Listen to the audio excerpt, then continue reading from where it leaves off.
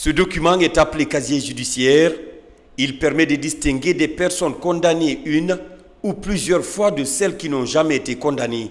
En clair, la mention d'une condamnation dans une de ces colonnes visibles ci-dessus pourrait être un obstacle pour l'intéressé de jouir de certaines responsabilités. Quand on est condamné une première fois, la condamnation, le motif de la condamnation, l'infraction commise, la juridiction qui a prononcé la peine, tous ces renseignements sont dans le casier judiciaire.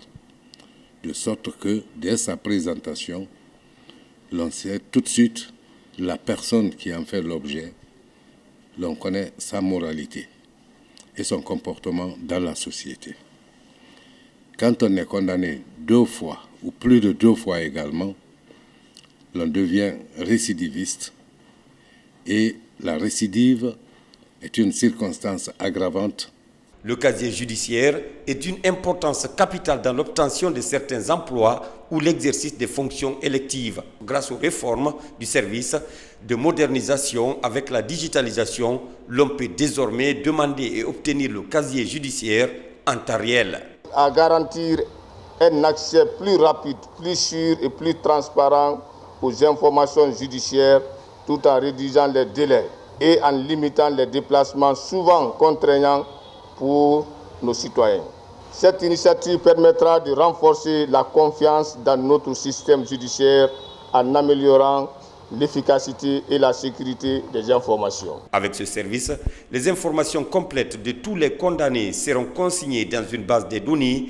La collecte des condamnations pénales va empêcher de délivrer une pièce vierge à un condamné.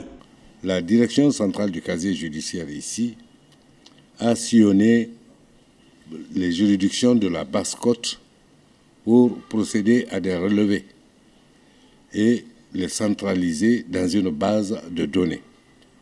Cet exercice a été une réussite et cette direction compte couvrir tout le pays pour avoir une base de données générale pour tous les citoyens vivant sur le territoire national, même en dehors du territoire national.